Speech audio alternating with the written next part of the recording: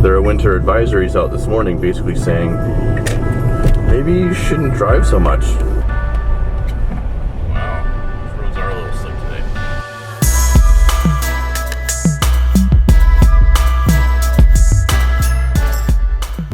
And they've done a pretty good job of cleaning off the roads, but nonetheless.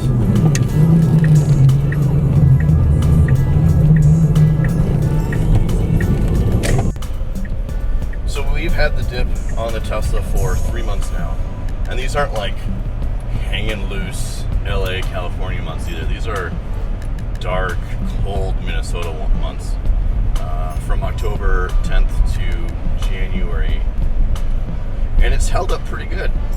And I'll show them in pictures, but there are a couple spots where the dip peeled away a little bit. One on a quarter panel that was started from the vehicle rubbing up against snow, which happens out here, sliding, slipping, and things like that. There wasn't any damage to the vehicle itself, and the dip probably helped keep some scuffs off of the bumper. But what I did for that is I used a spray can of dip to spray onto it, thinking I could spray some new dip on and then put the stuff that peeled back over. That didn't work out so great. Don't mix the spray dip when you're doing stuff like this. If you use the dip in a can, like the actual can that you got from a kit, you can actually brush that on and put any dip that peeled up back on, and it'll re-adhere. But don't use the spray can stuff because there's thinners and whatnot in that. So when I use that, the dip actually, the sheet that peeled back a little bit from the snowbank and got ripped up a little, it actually started breaking up.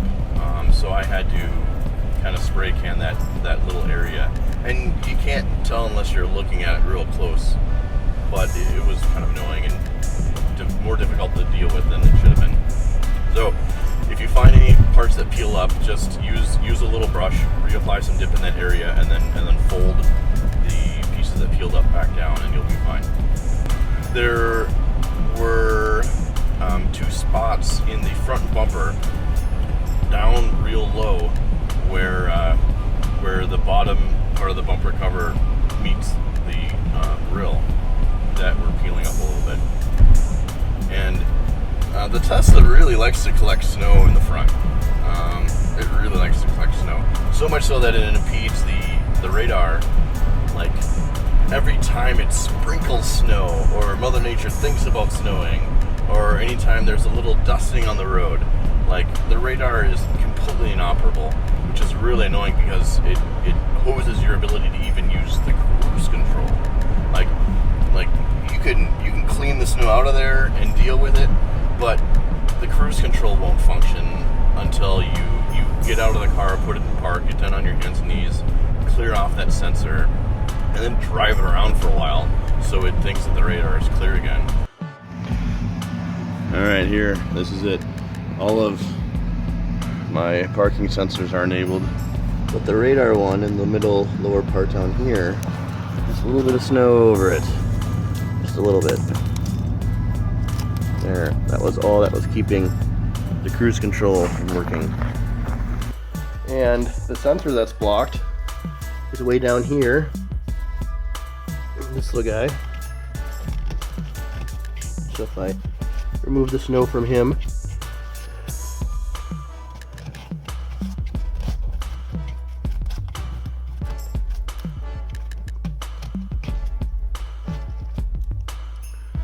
then maybe my cruise control will work. So anyway, I've had to do this before. Tesla, man, you gotta fix that stuff. It sucks, man. It sucks to have your cruise control completely inoperable because there's a little snow in your front bumper. And okay, yeah, I get like, maybe you shouldn't be using your cruise control when it's snowing outside.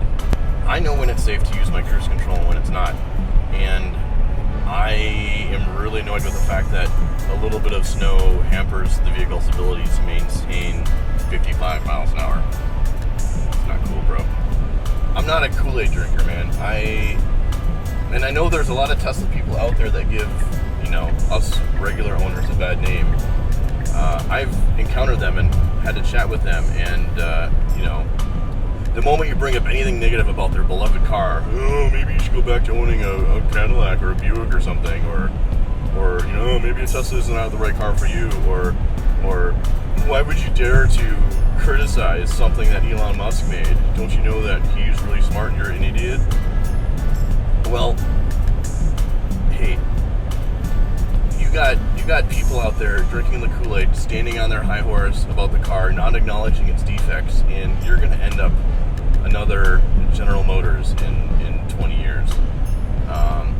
If there's something that isn't right, you should maybe bring it up. That way it can get dealt with, and then you don't have to worry about it anymore. And the fun thing about the Teslas are that you can actually fix a lot of the stuff in software, put out an update, and the car is all better, you know? A way to fix this would be to keep me from using the autopilot still, obviously. If you don't have a front radar, I can't do that. But maybe when I engage the cruise control, throw on a different tone, and then throw an error message down in the menu saying the adaptive cruise control is disabled, but you've got regular cruise. Sorry for the convenience. So that's a bit of feedback. Please let me use the cruise control for the 6 months out of the year where we have snow. So outside of that, the dip itself peeled up a little bit, and I think, you know, I'm not sure if there was some moisture there, because that, you remember in the original video we had some moisture issues, and part of the dip in the back along the rear window that we actually found water in as we were taping it. Had to peel the tape up and take a hairdryer to it, but and then I had to patch some of that stuff. But moisture is kind of a pain in the butt. It'll cause the dip to peel up. So we anyway, these spots in the front bumper that peeled up a little bit, I waited until, well, I washed the car, I drove it around a little bit and dried it, and then I made sure that there wasn't any particulate matter or whatever where I wanted to reapply the dip. So I just reapplied some using a brush again, and then I held the plastic down, and then I used a hairdryer on it just a little bit, and it those pieces restuck and are fine now. So that works. But you know what? I'm not gonna blame the dip stuff yet. At this point, this is the first time I've ever applied it. It would have been better to let the car bake in the sun for a day or whatever after washing it to make sure it was super, super dry. Dealing with your entire front bumper getting coated in snow and then sprayed off and coated again, you know, and ice for that matter, lots of ice sticking to it. I can't imagine that that's super, super great for the dip. But over the rest of the car, there's a spot in the rear driver's side door on the edge where it's not peeling away, but it's a little loosey goosey on the very, very edge of the door. And here's a picture of that. Yeah, otherwise, pretty happy with it. Come spring, I'm gonna peel the dip off, maybe try a different color, maybe go back to my stock blue. Oh, another fun thing about it, going to the car wash with a dipped car is pretty sweet. Like, I'm pretty anal about washing my car. I'll go to the manual wash only with a spray nozzle and the whole bit, and I will use my own rags, microfiber cloths. I'm pretty particular about washing my car, but having it dipped is pretty nice because I can wash it like it's a 98 Neon or something. I can pull in there, grab the brush, you know, rub it against the paint. Zero funds given, and I'm not hurting anything. I'm just, you know, I'm clearing out the dip. I just wash it with soap, brush it, rinse it, and I'm done. So that's pretty cool. It's kind of nice to treat your car a little bit like, you know, like you don't care about it, because the paint is protected